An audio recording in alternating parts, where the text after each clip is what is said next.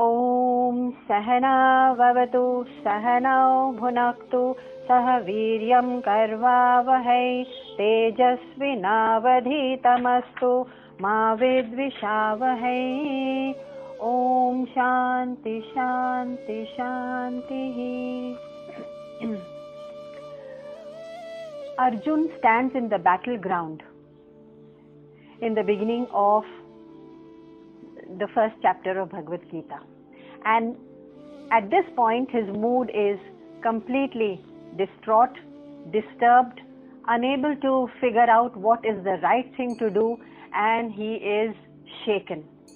Kripaya vishtam ashrupurna kolekshanam, tearful and shaken. Does this sound familiar?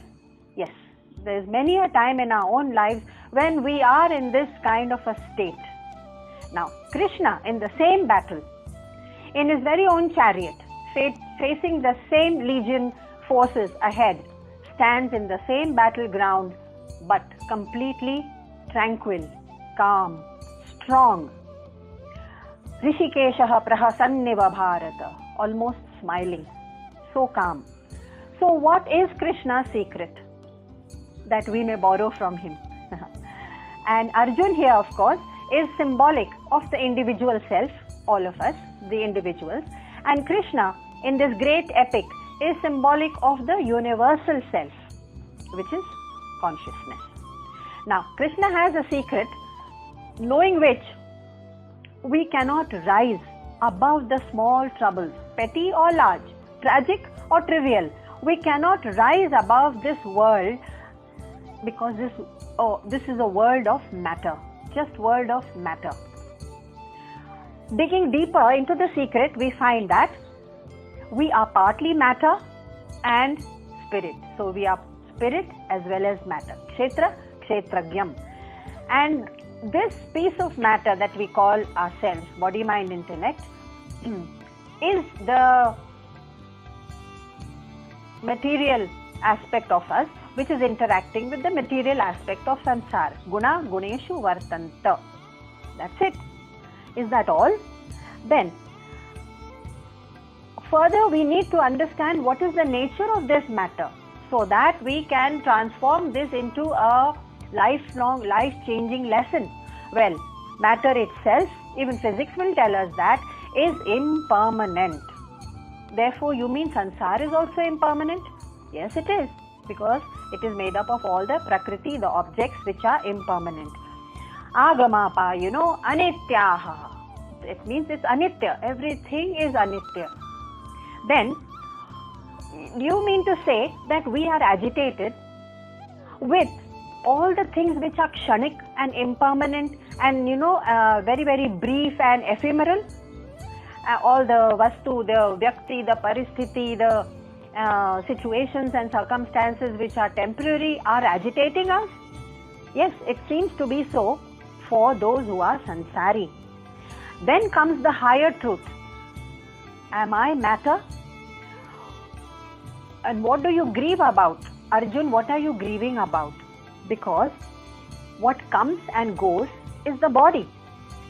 And what comes and goes are relationships and people and situations, and therefore, and all your possessions and acquisitions, of course, and whatever comes and goes is unreal.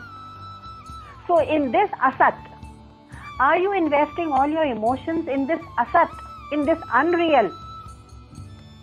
But then a higher truth emerges from here. There is one thing which is permanent and unchanging and therefore real. Whatever is permanent and unchanging is real.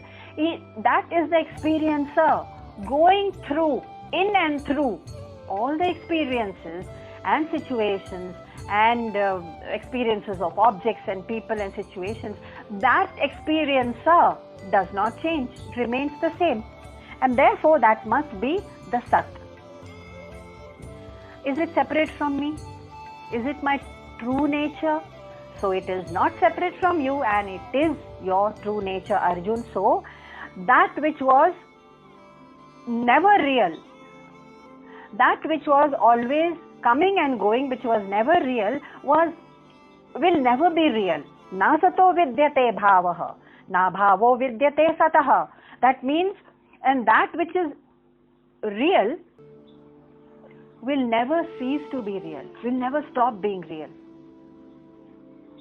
So this is actually in the 16th verse of the second chapter. It's worth marking this verse in the second chapter, number 16, because it encapsulates the entire essence of our delusion, of our confusion, of our moha. Moha means delusion. Understanding, delusion means understanding the unreal for real. But here it is said in the 16th verse, that which is coming and going and which was never real will never be real, and that which was always real will never stop being real. That means it will never stop ceasing to be real, and that is only one thing, that is consciousness. Na sato vidyate bhavaha, na bhavo vidyate satah.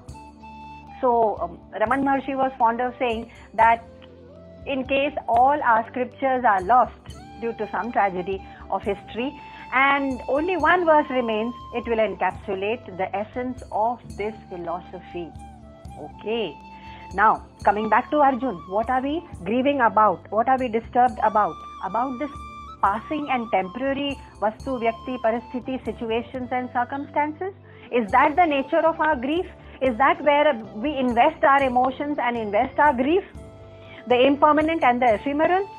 So, Krishna says, if so, then it is foolish and childish of you, Arjun, because this grief is not really our problem. It is actually a problem of all those people who are sansari and who have invested their sense of happiness and fulfillment and completeness in the sansar and from the sansar. So for a sansari person, yes, there is grief, there is sorrow, there is agitation, there is anger, there is disturbance and turbulence. So Krishna has reminded Arjun over and over again that that which is immortal and permanent,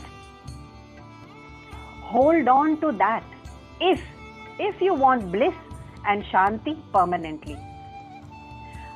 Where is Krishna saying, talking about bliss and shanti and permanence of that bliss? In the midst of the battlefield. And therefore we have no reason to complain and say, oh, so many things around me are going wrong. Imagine a battlefield. And therefore, the only thing to remember in the midst of all the confusion and turbulence and sense of loss or gain in this world is that there is one thing that is our true nature, which is actually neither born nor will it die. It is immortal, amrita. Na jayate mriyate ma kadachita nayam bhutva bhavita vana bhuyah. Not also in the future will it ever cease to be. This line, of course, is taken from Kathopanishad. And the entire Gita is actually the essence of the Upanishads, the great Vedas. So what is the nature of this Atma then? Ajo nitya shashvatoyam puranaha. It is unborn, it is changeless, it's eternal, and it is ancient.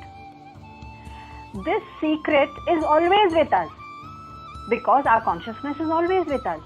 And yet this secret is hidden from us because our senses are facing and interacting so much with the outside world that this secret remains hidden from the one who holds the essence. Can you imagine that? It's like the king who was banging away at the door of his palace and saying, let me in, let me in. And then the queen just shouted from the window and said, look, the key is in your pocket. The secret is hidden and it's very, very obvious and close to us. So, and what is that secret? Ajo nitya shashvatoyam puranaha, that you are changeless and eternal and ancient and unborn. So that which is unborn has to be undying, right? So unborn and undying. Therefore, when Socrates was asked once by his followers, you know that he had been imprisoned for talking the truth to the students. So he was imprisoned for so-called corrupting the minds of the youth. And he was to be crucified, not crucified, he was to be put to death. And his followers said, Socrates, what would you like us to do? Cremate you or bury you?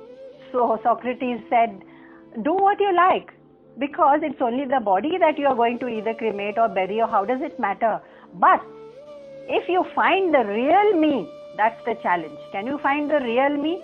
Then ask me, what should I do with you? But now you're asking me only about my body. So do as you please. So we are not just this body.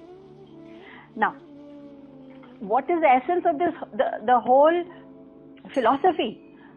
Idea is to realize this knowledge even as we are living through our lives. At some point we have to realize this knowledge. Otherwise we go on through the life going on with the mundane everyday activities and making it a very everydayness of the mundaneness and routineness of life, and having no spark of spirituality because of the routine and the everydayness of life. No spark of spirituality, no spark of inquiry, and no spark of realization. So, okay, we have an inquiry, but a piece of warning for those who do only an academic inquiry. So, an academic inquiry, or all our possessions and all our rituals and activities and all our offerings to the temples and all our satisfaction of worldly desires and all our efforts in the sansar will not get us this ultimate jnana. For that there is some effort to be required, to be done, and that effort will be in the form of yoga. Yoga is a very famous word used in the Gita. It has been used variously, but to be very, very short, yoga simply means a very, very consistent effort towards some spiritual goal. So that yoga is what Bhagwan is going to now tell Arjuna about. Uddharedatmanatmanam. You have to lift yourself by yourself, not through any academic study or rituals or practices, etc. Now, is Arjuna going to be healed by only listening, by only hearing this knowledge, like we are listening to this knowledge? So that therefore the four yogas of Karma Yoga, Bhakti Yoga, Dhyan Yoga and Gyan Yoga have been talked about in the Bhagavad Gita. Through Karma Yoga, of course, we cleanse the body. The body is restless. It needs to do something. And therefore we change the very nature of the work. That is Karma Yoga. In Bhakti Yoga, the very nature of the mind is then attached to a higher entity, let's call it, a Bhagwan. And therefore the mind is cleansed. And in Gyan Yoga, the intellect is cleansed, because there the real inquiry about the one ultimate truth is consistently asked and contemplated about. In Dhyan, जब हम ध्यान में रहते हैं, we can either be without thoughts or we can be in contemplation. So Dhyan Yoga becomes part of the Gyan Yoga, because Gyan cannot come with activity in the world or through bhajans and kirtan and bhakti. So it's a separate thing. So the cleansing and healing of the body, mind and intellect in a comprehensive way, this entire philosophy leaves nothing to be desired by the seeker. There's everything that has been addressed over here in the Bhagavad Gita. And so it contains the secrets to our entire well-being. Now, what is the result? We will say, okay, so what's going to be the result? First of all, even before we realize the ultimate truth, there is a certain change in our very lifestyle and our very mindset. That is that we are expected to become a sthita pragya, understanding the knowledge and living in that knowledge, becoming steady in that knowledge, sthita pragya. And therefore Arjuna's first question was, oh, then what is the lakshana, the characteristics, the behavior of a real sthita pragya? Because Arjuna, in all his humility, he's a highly learned man, but in all his humility, before a teacher, before a great teacher, he bends his head down and he says, tell me what is the nature of a sthita pragya, so that I can emulate, I can at least have something to look up to and emulate. Now sthita pragya, of course, we have seen in the second chapter, prajahati yatha kaman sarvan partha manogatan, is one who has dropped all his desires, having seen the uselessness of it. You cannot force the desires to stop or to drop by only speaking about it, because once we have seen how devious and how evil and how the desires rob us of our spirituality, once we see their evilness, only then they drop. So such a person drops desires from his mind, manogatan, and then he becomes atmannevatmana tushtaha. Second chapter says, then what is there to desire from the world? The person becomes atmannevatmana tushtaha, santushta, completely satisfied within himself, by himself, and is steady and sthita in himself. Sthita pragyasya dochyate. Simple answer by Krishna. That is what I call a sthita pragya, he says. Now, Krishna's calm and Krishna's composure in the middle of the battle is in the thick of this action, and it's something that we can aspire to. But then for that we have to understand that our own equilibrium every day, every moment, in relationships, in provocative situations, in situations where our desire remains unfulfilled, or somebody blocks it, or somebody refuses us something we want. These are all blockages to our so-called desires from the world. In those situations, our samata, our equilibrium, and our satvikta is robbed. So who are the robbers of our own samata, equilibrium? Not the world.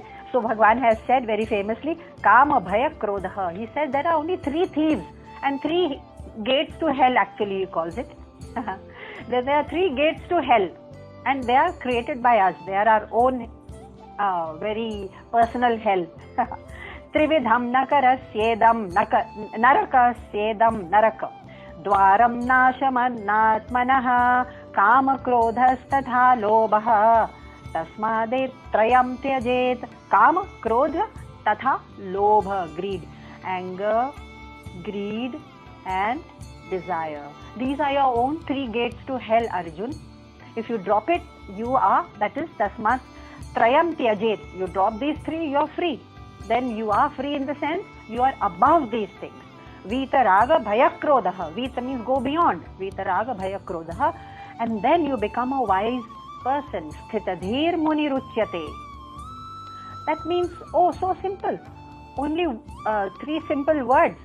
Yes, but they seem to have such a vice-like grip upon our minds and upon our lives that shaking free from it seems to be our biggest battle in life. So, now, what about Dhritarashtra and Duryodhan?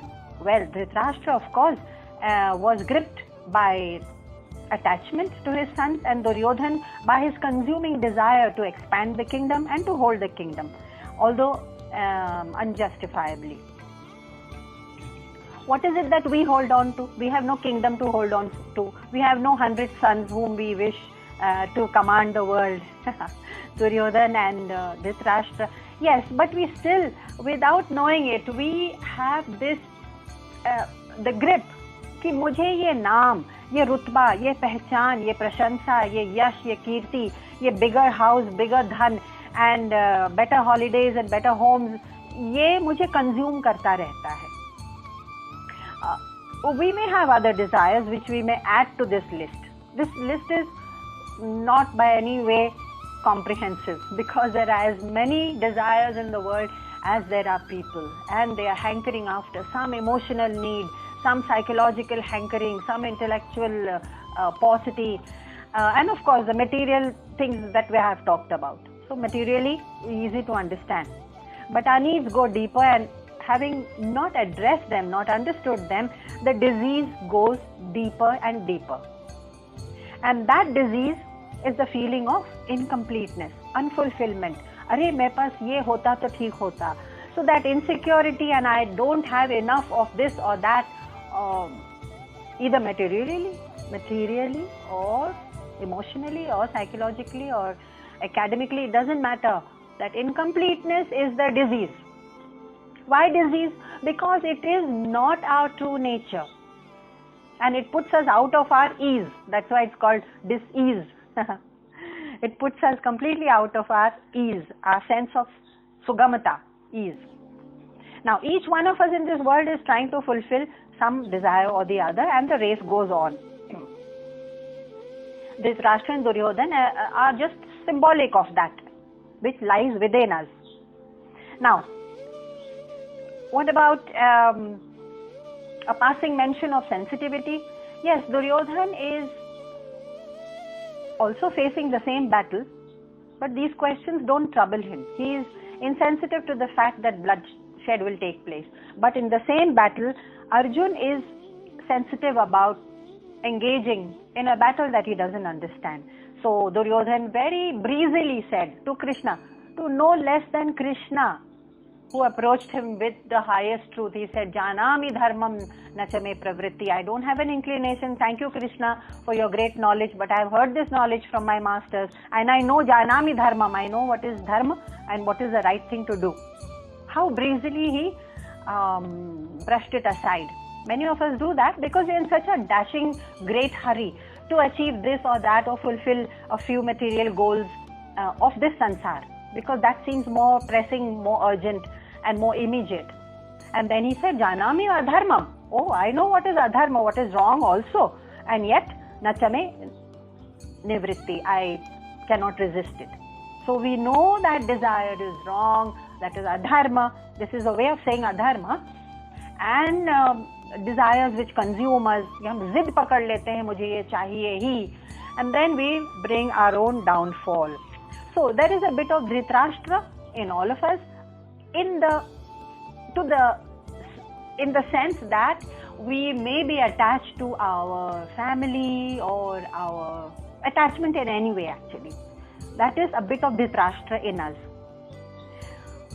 There's a bit of Duryodhana in us, when very, very strong desires for possessing this or that grips us.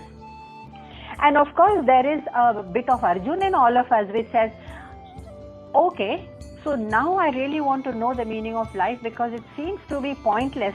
This rat race of life seems to be a bit pointless. So let me step aside, find a guru, find a granth, find the answer. And that's what Arjuna did. He stepped aside from the battle just for a moment. And therefore, this Bhagavad Gita is also symbolic of the great pause, the great silence, the great stopping of all our activities and our gains and losses and efforts and deliberations of the sansar, just for that moment to say, let me see if there is something I am missing, some secret. That pause in the battle of Mahabharata, when the Gita was spoken, is the pause we need, that stopping. Instead of racing all the time, there's some urgent call, do this, do that, and then we are caught in the upsurge of all these activities.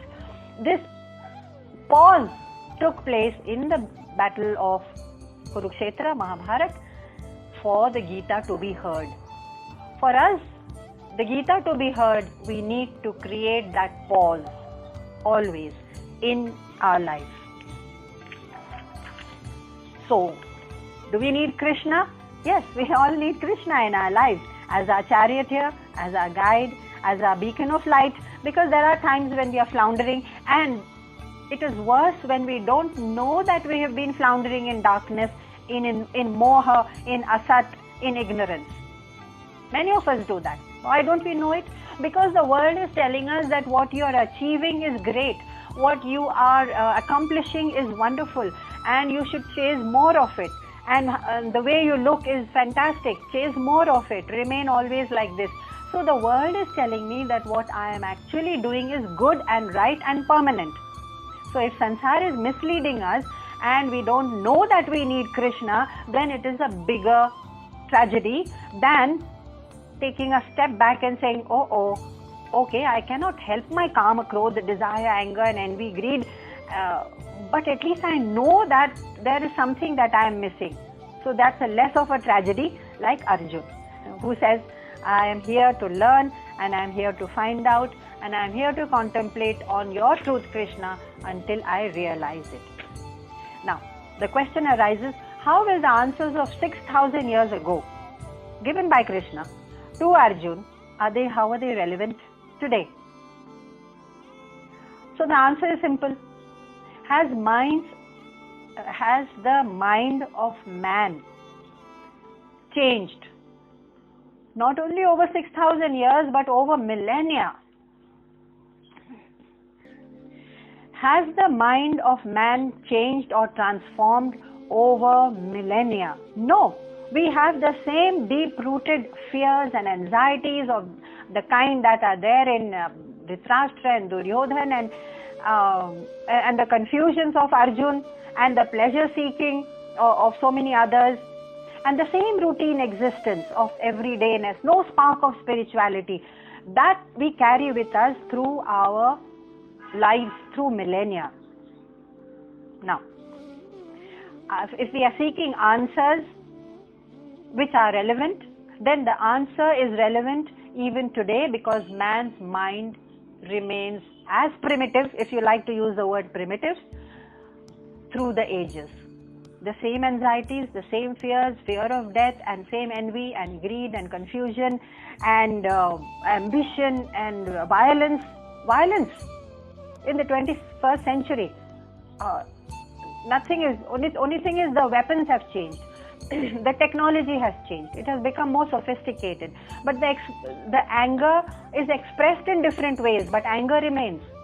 The greed is expressed in different ways, like multinational companies and globalization.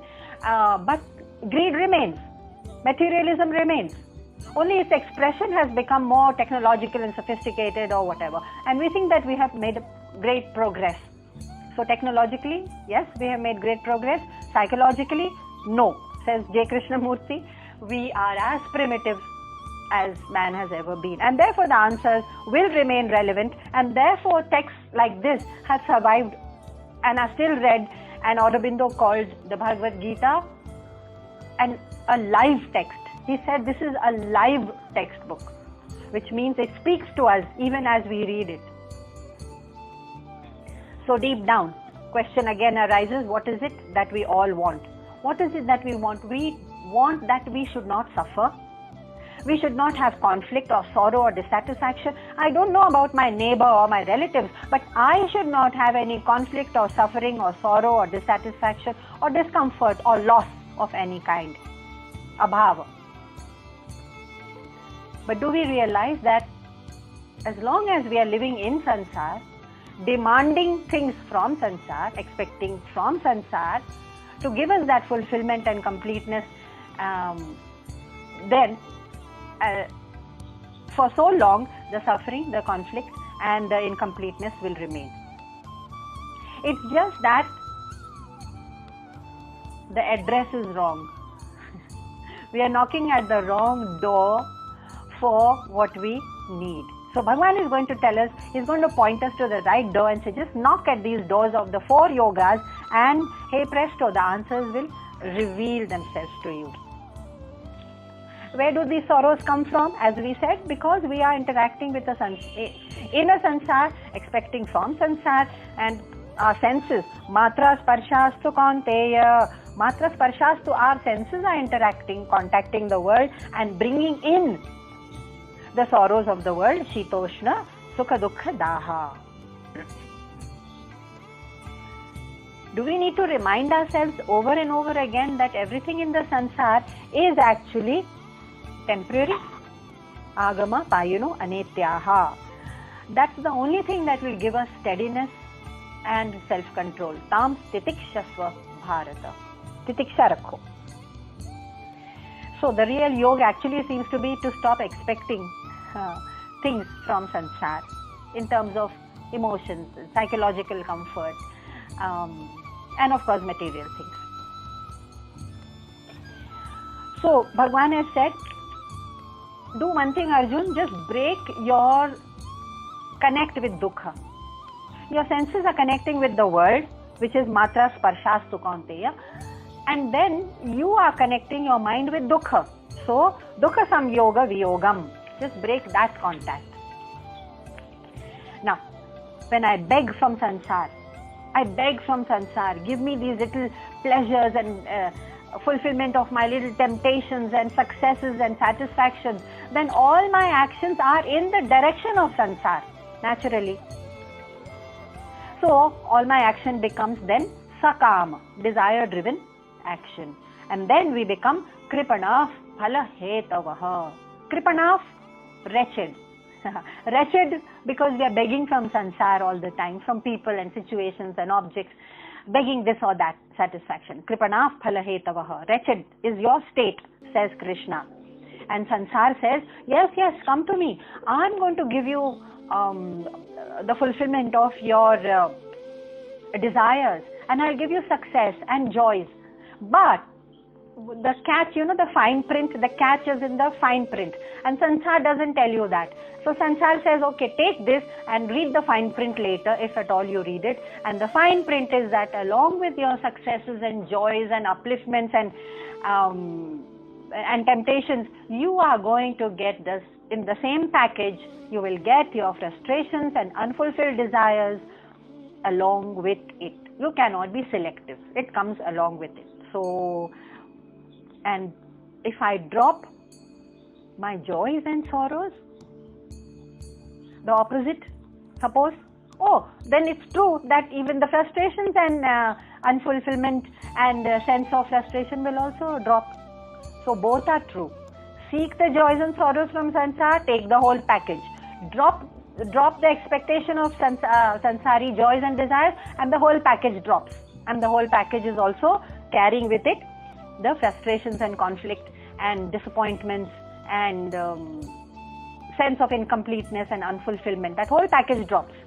So we can be free. So what should I be seeking? Bhagwan told Arjun straight away, Buddhav sharanam anvichha, seek wisdom.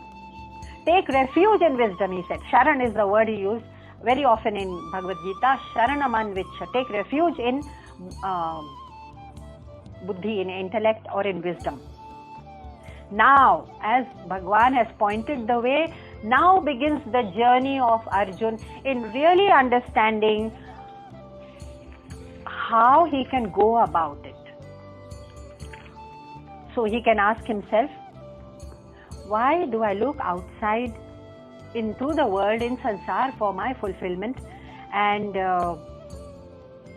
what is it that is causing this mistake? The mistake is caused by the senses. Lesson number 1. It's the senses. Indriyanam hi charatam. Bhagavan says the senses are wandering all the time, and they are wandering greedily on the objects of the world and in people and situations and relationships, and it is wandering so greedily, like someone who goes shopping and is so greedy about this or that, rushing from shop to shop. Yanmanonu vidhiyate. And once the senses are let out amok into the world, they run amok, and yanmanonu vidhiyate, the mind follows, tadasya harati, and then it is stolen. What is stolen?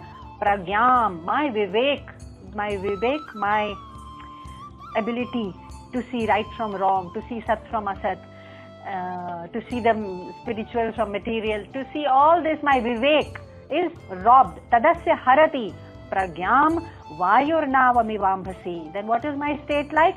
Your state is like a little rudderless boat caught in the wind in the middle of the ocean. So pitiable, so wretched, kripanaf, like a little boat. Vayurnavami vambhasi, caught in the wind. What's my solution, Bhagwan? What's my solution? I know that I'm suffering, and I know that I'm in confusion because I do suffer.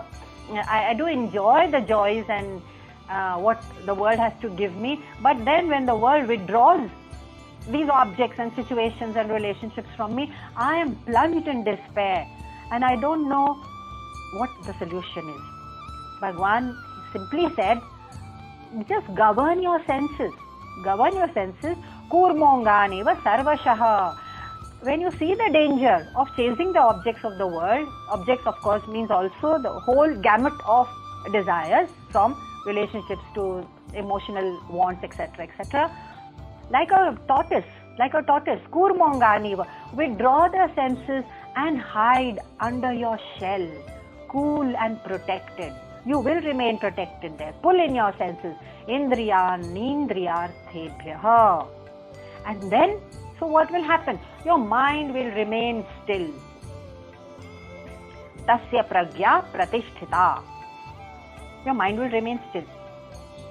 So, a still mind is the only platform where no disturbances, no pain, no sorrow can climb up and dance upon it the way it does on our minds right now. A still mind cannot be touched by neither by storms nor by the smallest of ripples. And therefore, how is it that we are allowing ourselves to fall down the ladder? And now we are familiar with the ladder. Dhyayato Vishayan, thinking incessantly about some object or some desire, and that desire consumes us. जिद पकड़ लेते हैं हम कि ये तो मुझे चाहिए ही. अरे भगवान इतने इंडिकेशंस देते रहते हैं कि ये तुम्हारे लिए सही नहीं है, ये नहीं, इसके पीछे जिद मत करो. हम वो इंडिकेशंस भी डिस्काउंटेड एंड वी से नहीं, मेरा desire, we are blinded by it. And therefore thinking incessantly about that which we want so badly, so passionately, dhyayato vishayan pumsah sangasteshu pajayate, we become attached to that, attached to the idea of obtaining it. Sangat sanjayate kamaha, desire raises its wicked head, and kamat krodho bhijayate. Once my desire is dashed, kam and krodh will overtake me, and of course then I forget what is my true self and what is real knowledge. Where will I find true peace? All that I forget, and this is the easiest way in which I destroy myself. Buddhi nashat pranashyati. This is the way I destroy myself. So Arjun, be careful. It is your mind and senses that are leading you astray. Do not look out into the sansar, neither for the questions nor for the answers. The answers are within yourself. Now, as we try to cross this vast, turbulent ocean of life, the five senses are the crocodiles. You may think of it in such a way. The five crocodiles which are very eager to drag us into the deepest of waters. And along with that, there are some other very hostile reptiles also. And the two other reptiles, of course, are Kam and Krodh. So Bhagwan says, look, instead of tossing about in this small little rudderless boat tossed in the wind on the ocean, this is not the way to lead your life. This is not the reason for which you have attained this human birth. Human birth is capable of a much higher potential. It has the higher potential. Do something else, but I am going to give you a stronger ship. Now Krishna says, I will save you through the knowledge of offering you a better ship with a strong, powerful engine. And it is a ship powered by 4 engines. So 4 engines are Karma Yoga, Bhakti Yoga, Jnana Yoga and Dhyan Yoga. If this ship is offered to us and it has 4 powerful engines, and it is a very, very different from the little boat which I was mounted in and floating about in, which was even rudderless, leave alone engines, it didn't even have a rudder to give it any direction. And I was just floating along with the sansar. It took me into the world of senses and successes and acquisitions and achievements and naam and pratishtha and rutba. हम उसमें बहते चले गए. Rudder is the thing which gives a boat its direction. We were not even capable of guiding our direction. And now Bhagwan says, I'll give you 4-engine ship. 4-engine ship. Now, mounted on that ship and then steering my course through life and beyond. By the way, this ship is not just for the ocean of sansar. It is beyond. It takes you beyond. That is the beauty of this magical ship. First of all, let's understand the nature of sansar. Think about it. When we say that in this world, we are looking for the right relationship and job and salary and the right kind of social circles and acquisitions and homes or whatever. And if I get all these in accordance with the expectation or the vision that I have, only and only then will I have Shanti, Sukh, Prasannata, Sugamata, Samata. Samata, of course, is equilibrium. Sugamata is ease. And you know the rest. Prasannata is happiness, Shanti, peace.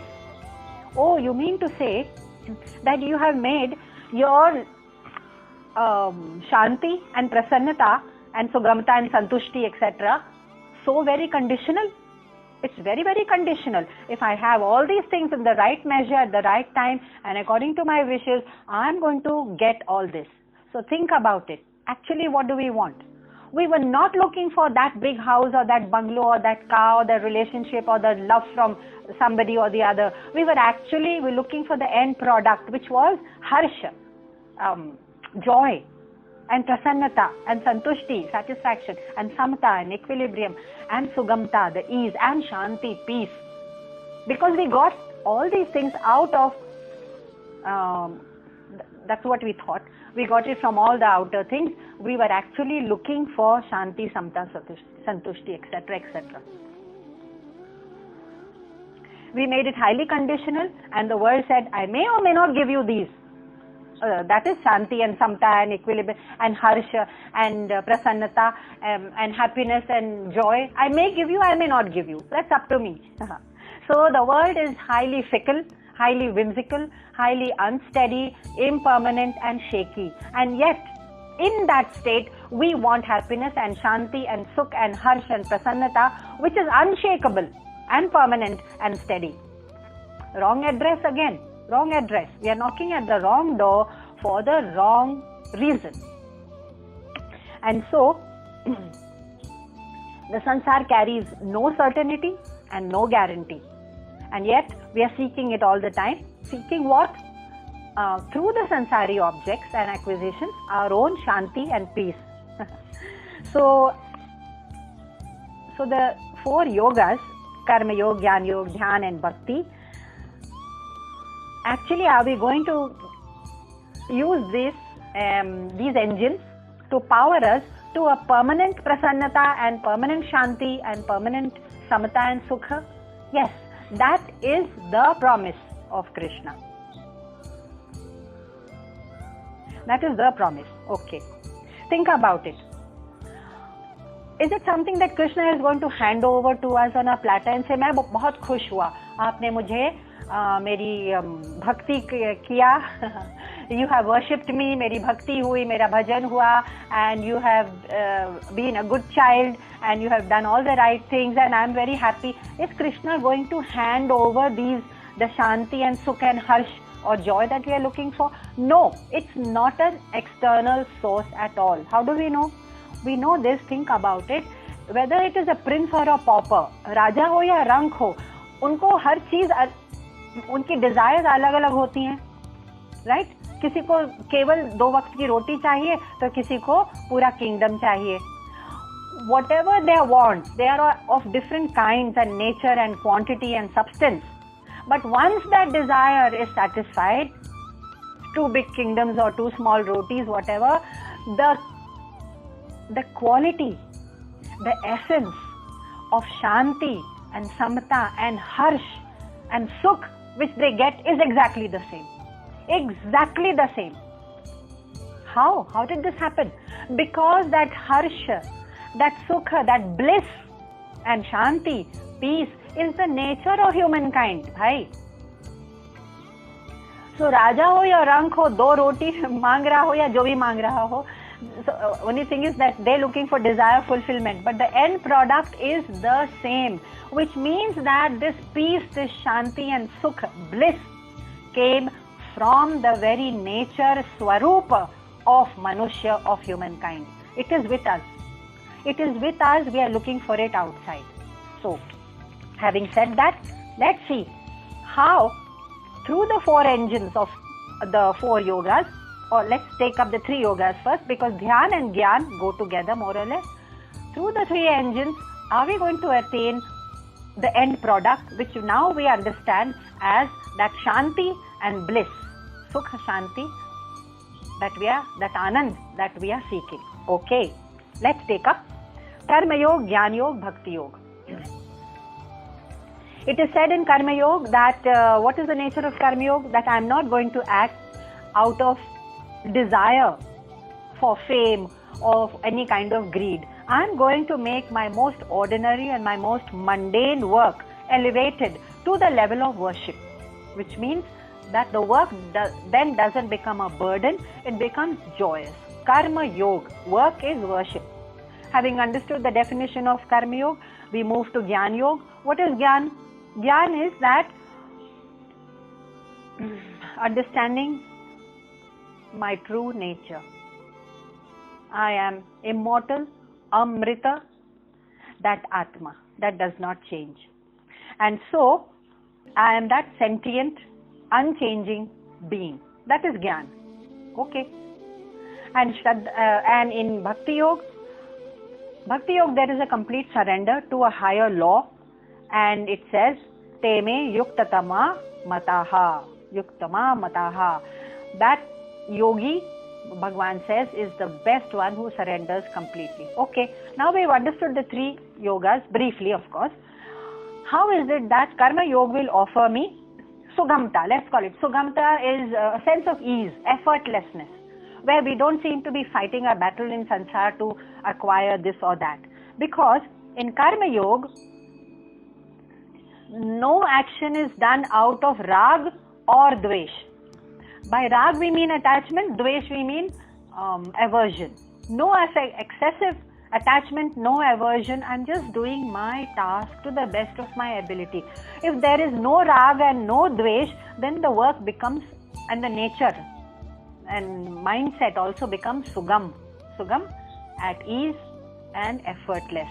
What about Jnana Yoga? सुगमता और सरलता इसलिए आती है कि हमारा मन उस निर्गुण निराकार पर रहता है. Not on the concrete objects of the material world, but there is one nirgun, there is one higher consciousness, and it's true, and you believe it. On that nirakar, when we are focused in our contemplation and in our dhyan, then we say कि मेरा देह का जो अभिमान है ना, देहाभिमान जिसको कहते हैं, देहाभिमान नहीं रहता, then how can I attach any rag or dvesh? When there is no rag or dvesh, work becomes in any case very sugam, effortless, easy. Okay, so through Jnana Yoga also I come to the same thing. Okay, what about Bhakti Yoga? Bhakti is very simple. He says, जो भी मैं कर रहा हूँ आपको अर्पण है.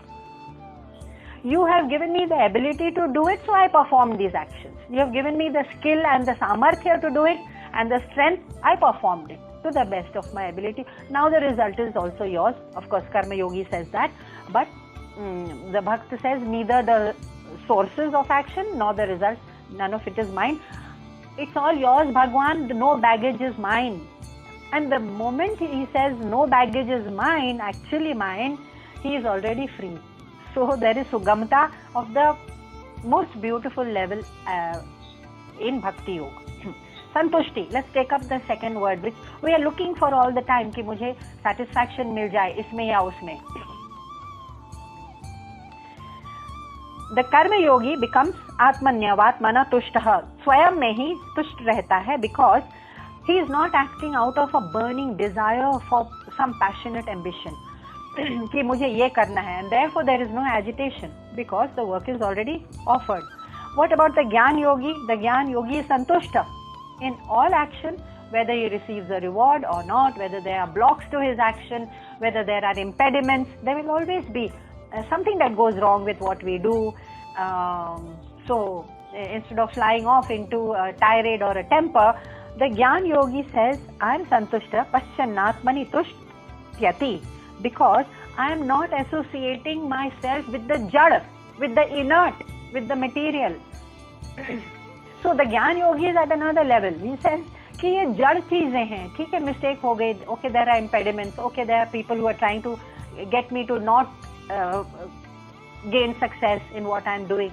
All right, but I am not even associating myself with the jad world. I am above it. Jad is inert, insentient. Bhakt is satisfied, santushtaha, because he has used his time in japa, naam japa, prayer, reading, Bhagwan ka dhyan, and therefore he says santushtaha satatam yogi. He is the coolest of them all, actually. He says, मैंने अपना समय अच्छे से बिताया, I am संतुष्ट. अब दुनिया का successes and failures and loss and gain and लाभ अलाभ, वो जाए जहाँ जाए, उसको जाना है. मैं तो भगवान के साथ लगा हुआ हूँ. So संतुष्टि even for the bhakta yogi, that is bhakti yogi. Shanti, what we are all looking for, and we get it in small spurts. The moment some small desire satisfied, शांति, कितना अच्छा लग रहा है, महसूस हो रहा है. लेकिन वो क्षणिक होती है, impermanent होती है, because the संसार itself is क्षणिक and all the things in it are temporary. So that shanti which we are looking for is permanent, the permanent one we are looking for. So the karma yogi who has no kamana, so he has no attachment to मेरा काम है और मेरापन है उसमें, मेरे लिए है, no mamata, mama, no kamana, no mamata, which is boiling over all the time in his mind, and therefore shanti mapnoti naishtikim. He gets shanti, and shanti which is everlasting, naishtikim. What about Gyan Yogi? Gyan Yogi says shanti, the essence of which I am made leaves nothing to be known further. I know the essence of everything, that consciousness which is in every object and every cosmic kan and every atom and in me and in others. I know that essence. अब मुझे जानने योग्य कुछ रह ही नहीं गया है, ज्ञातव्य कुछ नहीं रह गया. सो शांति. प्राप्तव्य कुछ हासिल करने लायक नहीं रह गया, प्राप्तव्य ज्ञातव्य कुछ रह ही नहीं गया, because I know the essence. So Gyan Yogi also attains that great Shanti. ज्ञानम लब्ध्वा पराम, पराम मतलब परम, सुप्रीम शांति उसको मिलती है. शांति मचिरेणादि गच्छति. शांति भक्ति योगी को कैसे मिलता है? He simply says, God is my refuge. मैं उनके शरण में हूँ, मैं उनके गोद में बैठा हुआ हूँ. I am taken care of. Whatever he does, he rocks me, he doesn't rock me, he takes care. I am surrendered completely. And he is my only ashraya. And therefore, Shashvat Shanti Nigachati. Shashvat यानी eternal Shanti. Nigachati, that is words like Naishtikim. Shashvat means not just Shanti we get out of our fulfillment of our desires every now and then with some material gain, but everlasting. Something that cannot be stolen. Cannot be stolen by the words or the actions of people or situations in the sansar. That's the kind of Shanti that one is looking for. And through this attainment, Bhagwan has given the highest philosophy. The Gyan Yogi already knows the essence. So is Bhagavad Gita a book of practical lessons or is it a book of philosophy? It's actually both. And the beauty with which philosophy and practicality is interwoven is unmatched in any spiritual literature in the world. Coming to Samta. Samta, equilibrium. So the engines of the ship, if I keep them well oiled and well chugging and working properly on my ship, then my ship will be guided towards Samta, that is equilibrium, which is actually what disturbs me most of the time. Because the world always throws brickbats at me.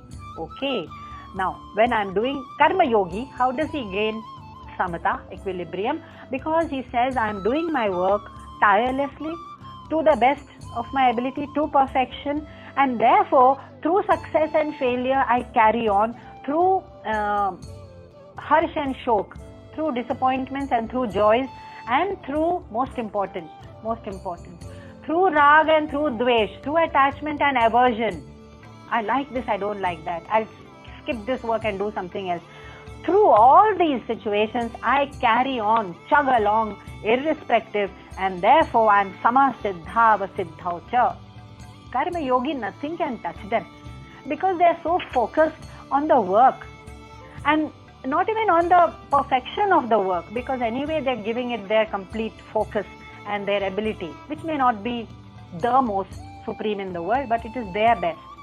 And they are so focused that the joy and the sukha that we are expecting as phala does not touch the Karma Yogi, and therefore Samata. Samata is what we are looking for, equilibrium, right? So Gyan Yogi, how does he reach the same road, the same goal, sorry. Of course, we know that it's the Jnani who knows that the essence of everything is the same.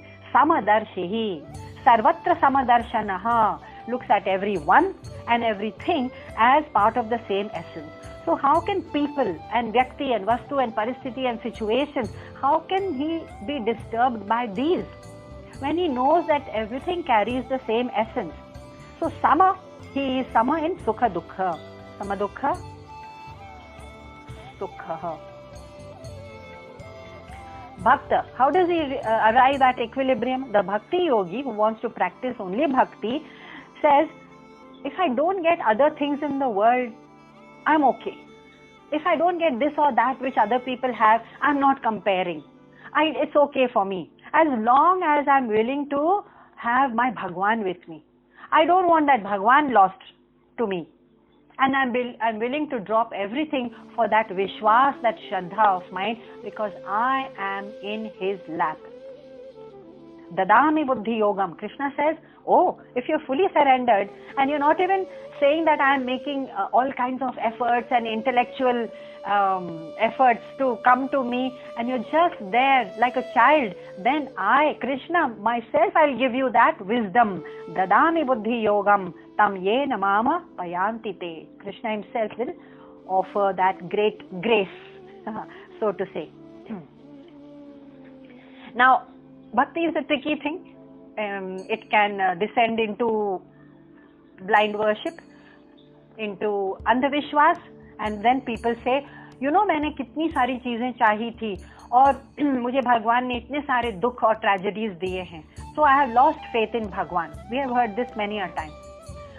The true Bhakta says that when I meet tragedy and I meet really bad circumstances, मेरी श्रद्धा भगवान में और बढ़ जाती है. ये कैसे? कि तब मुझे मालूम पड़ता है कि भगवान knows best what is right for me and when. What relationship should be dissolved, what object should be lost, so that I learn my lesson of detachment, so that I learn my lesson of titiksha, of sabr. So भगवान knows best कि मुझे इससे क्या सीख मिलनी चाहिए, मेरा उत्थान कैसे होना चाहिए, और इस सिचुएशन से जो मुझे ट्रेजेडी लग रही है या अनफॉर्चुनेट सर्कमस्टेंस लग रहा है या इविल लग रहा है या दुखद लग रहा है, I know Bhagwan knows the best. और इन दुखद सर्कमस्टेंसेस में ट्रू भक्त सेज, मेरा विश्वास तो और बढ़ गया इनमें, कम नहीं हुआ, उल्टा.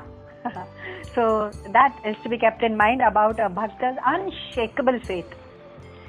So therefore the Karma Yogi becomes Samasiddha Avasiddhaucha through his work, and the Gyan Yogi becomes equanimous through Samadukha Sukha, understanding the highest truth, and Bhakti Yogi through surrender.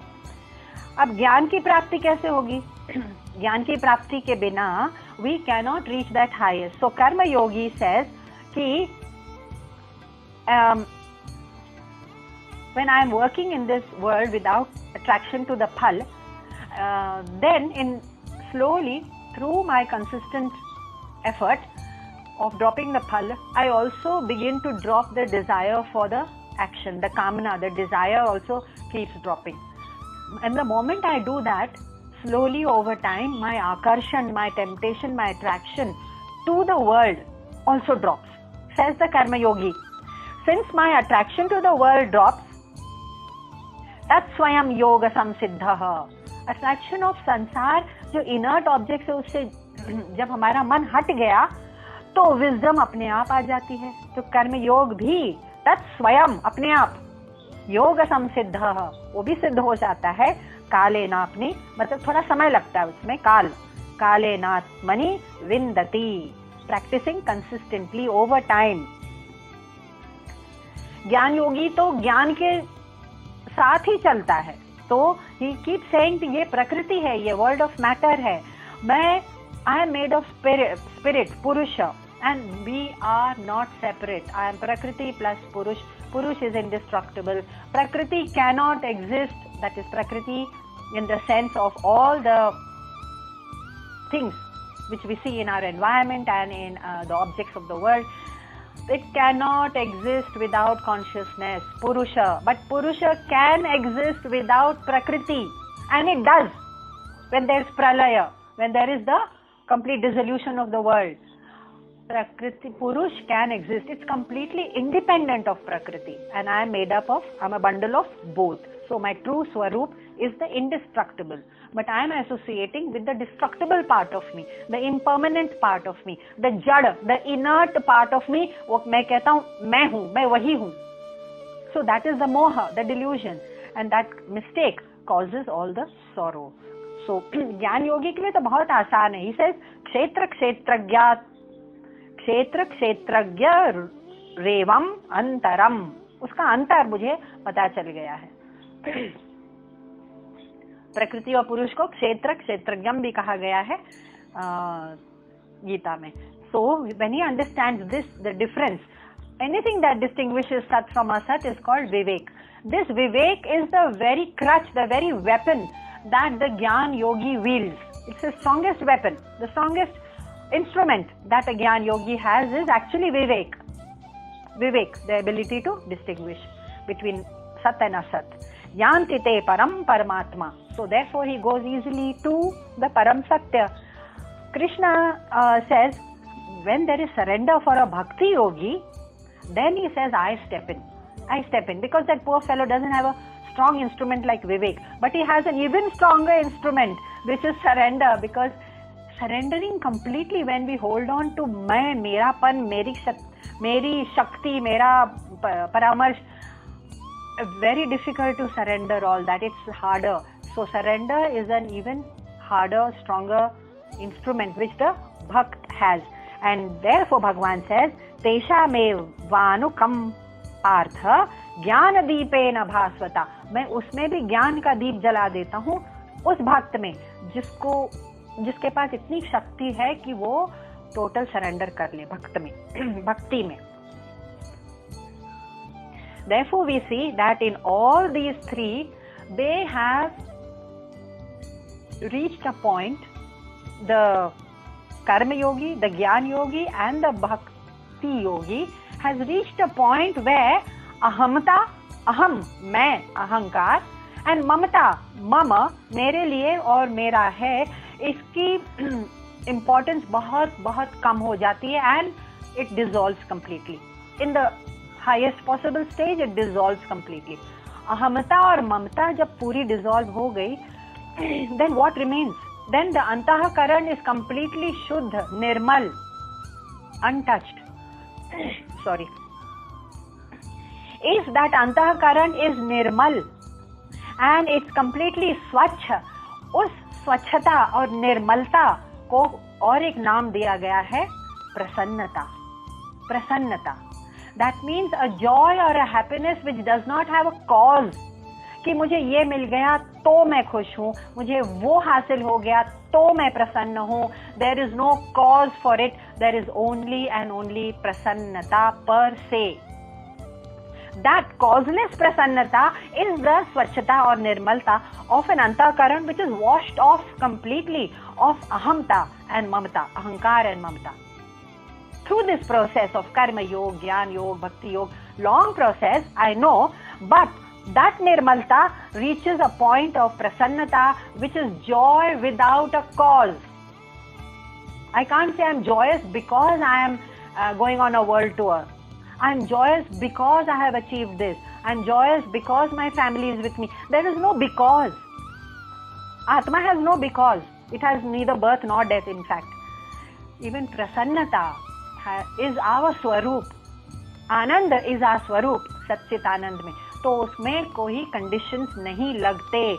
Unconditional prasannata is my swarup, and that's where a person reaches through this arduous journey of karma yoga, jnana yoga, bhakti yoga. Therefore, प्रसन्नता के बारे में एक शब्द कह लें कि अंतःकरण स्वच्छ हो गया, निर्मल हो गया, and therefore उसमें अशांति के लिए कोई जगह नहीं बची. अब प्रसन्नता और अशांति साथ में तो रह नहीं सकते. They are unlike bedfellows. They cannot remain in the same room.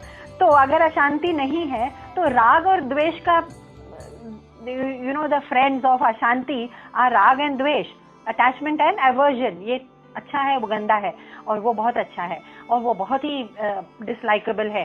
राग एंड द्वेष आर द फ्रेंड्स ऑफ अशांति. और वो सब साथ में आते हैं, झुंड में आते हैं घर पे. They come banging and they come to rob our home, rob our shanti. राग द्वेष नहीं रहा, और राग द्वेष नहीं रहा, अशांति नहीं रही, where there is प्रसन्नता, तो हलचल कैसी? No disturbance. And therefore, with all this, without halchal, in complete equilibrium, the karma yogi works full steam ahead, discounting this baggage of rag and dvesh, and there is no nirmalta. And in a Gyan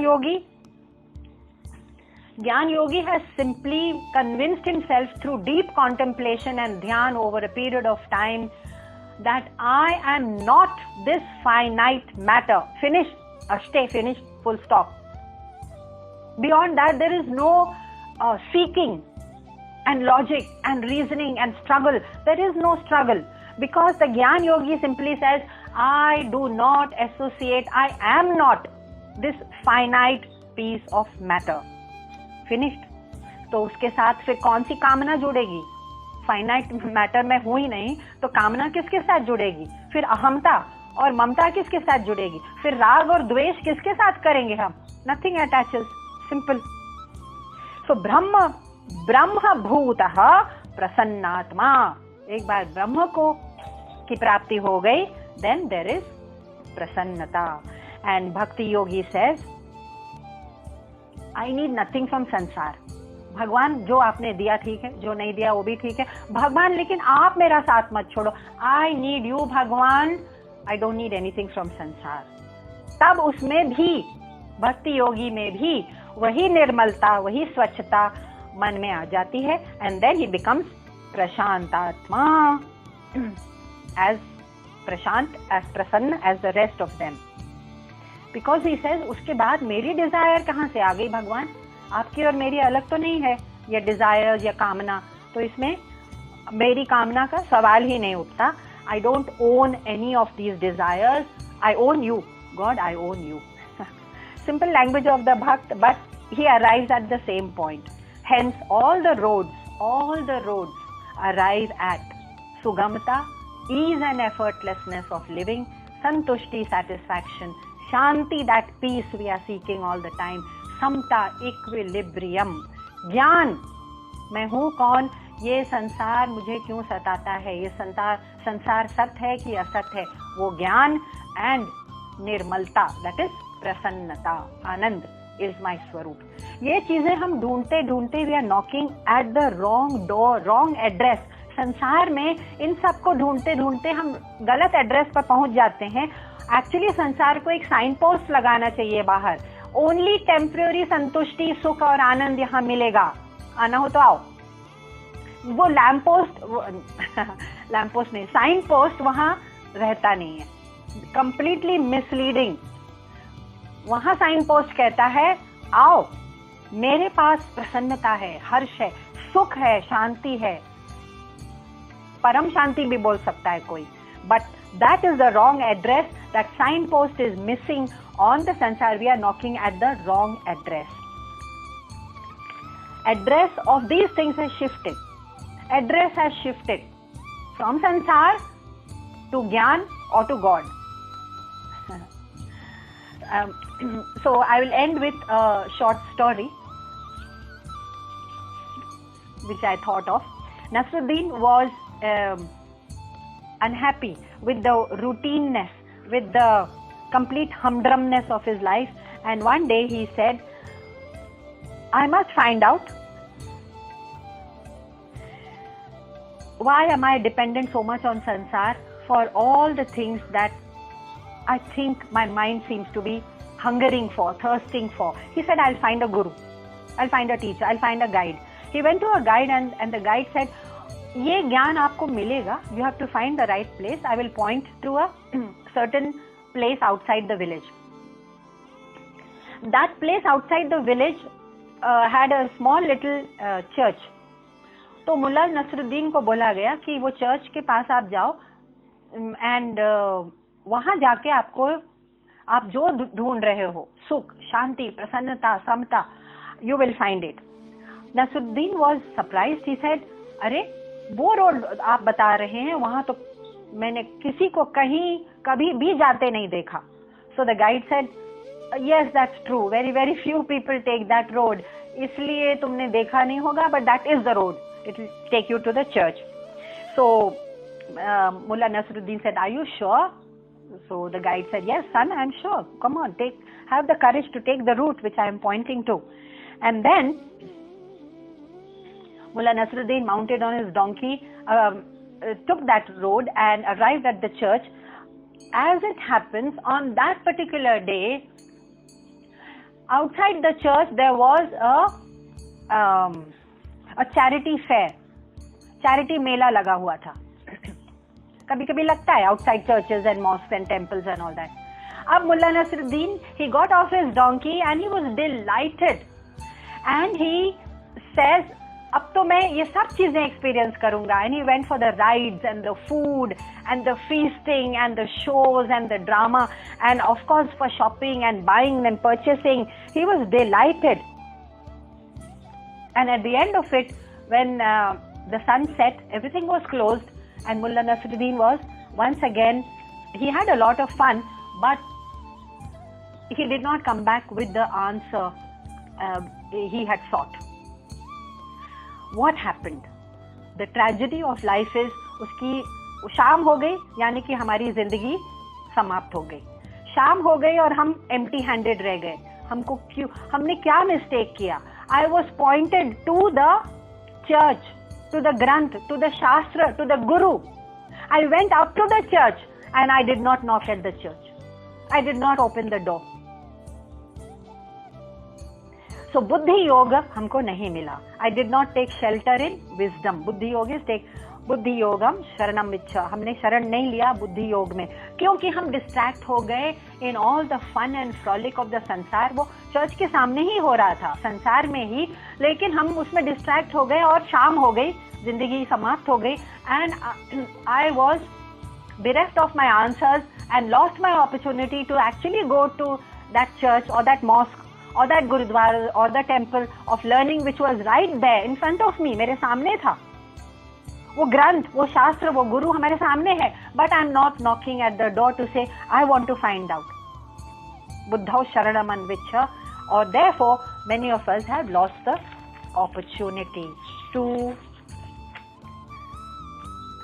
arrive at the highest truth. उस road को जो हमने मुल्ला नसरुद्दीन ने लिया, the guide said कि not many people take it. Why? Because there are many people who are not able to detach themselves from the family that they are leaving behind. अरे मैं आश्रम में कैसे जाऊं? अरे मैं mountains पर क्या? अरे मैं ग्रंथ में कैसे घुसूं? How can I take so much time off? How can I detach? Detachment seems to be one of the strongest concepts, nirliptata, of this great granth. Nirliptata, detachment, is one of the greatest concepts, and we have to dwell upon it for a moment. Karma yogi निर्लिप्त कैसे होता है? Detached by saying फलासक्ति, मुझे फल में कोई attachment है ही नहीं, so I am निर्लिप्त. कुर्वन्ना लिप्यते, भक्त कहता है जो मेरा था I have offered it back to God, मेरा कुछ है ही नहीं, तो वो भी निर्लिप्त हो जाता है. ज्ञान योगी कहता है अरे ये सब तो प्रकृति है, ये सब तो जड़ है, इसमें लिप्त होना पॉसिबल कैसे है? How can I even attach myself, because the true self which is me cannot even attach to anything which is जड़, inert. तो ज्ञान योगी भी निर्लिप्त हो जाता है, detached हो जाता है. That's why it is said that the one who is wise in the world is actually a detached person. Detachment and wisdom have been actually spoken almost synonymously in this great grantha, synonymously. And that's why they say that a wise person is actually much stronger. In this sansar also you will see a wise person or a sant person is much more strong than a CEO of a multinational company or a director or a politician, or stronger than a king also. Because it is detachment that makes a person unshakable. You cannot destroy or hurt or harm such a person, because the person is not associating with that tattva, that essence of himself, that component of himself which is destructible, which is jad. Therefore it is said, what are you actually? So I am something that cannot be sliced, cannot be chopped up, cannot be wet, cannot be hurt, cannot be harmed, cannot be destroyed by any weapon or words or changing situations of the world. Nayanam chindanti shastrani, nayanam dahati pavakaha, na chayanam kledayantyapaha, na shoshayati marutaha. Om Purnamadah Purnamidam Purnat Purnamudachyate Purnasya Purnamadaya Purnameva Vashishyate. Om Shanti Shanti Shanti. Hari Om Shri Gurubhyo Namaha. Hari Om Shri Krishnarpanamastu. Om Shri Gurubhyo Namaha. Hari Om Shri Krishnarpanamastu. Om Shri Gurubhyo Namaha. Hari Om Shri Krishnarpanamastu. Om Shri Gurubhyo Namaha.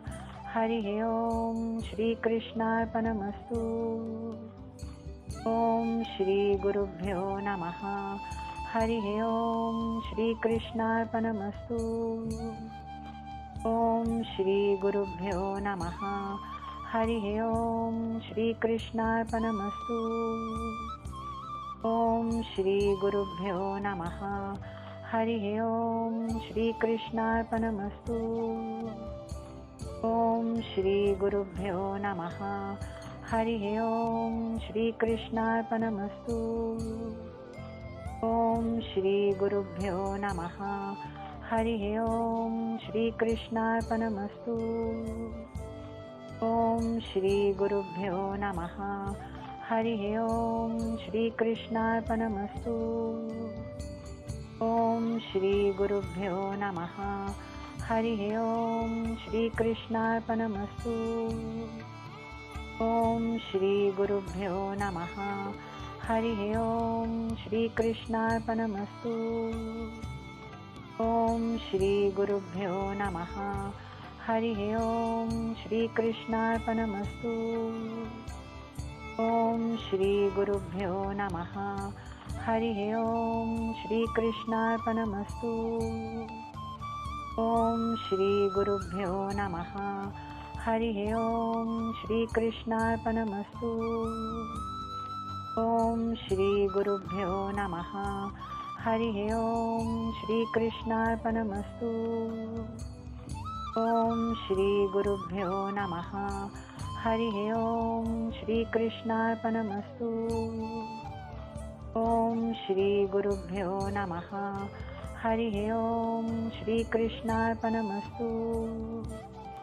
Om Shri Gurubhyo Namaha. Hari Om Shri Krishnarpanamastu. Om Shri Gurubhyo Namaha. Hari Om Shri Krishnarpanamastu. Om Shri Gurubhyo Namaha. Hari Om Shri Krishnarpanamastu. Om Shri Gurubhyo Namaha. Hari Om Shri Krishnarpanamastu. Om Shri Gurubhyo Namaha. Hari Om Shri Krishnarpanamastu. Om Shri Gurubhyo Namaha. Hari Om Shri Krishnarpanamastu. Om Shri Gurubhyo Namaha. Hari Om Shri Krishnarpanamastu. Om Shri Gurubhyo Namaha. Hari Om Shri Krishnarpanamastu. Om Shri Gurubhyo Namaha. Hari Om Shri Krishnarpanamastu. Om Shri Gurubhyo Namaha. Hari Om Shri Krishnarpanamastu. Om Shri Gurubhyo Namaha. Hari Om Shri Krishnarpanamastu. Om Om Shri Gurubhyo Namaha. Hari Om. Shri Krishnarpanamastu. Om Shri Gurubhyo Namaha. Hari Om. Shri Krishnarpanamastu. Om Shri Gurubhyo Namaha. Hari Om. Shri Krishnarpanamastu.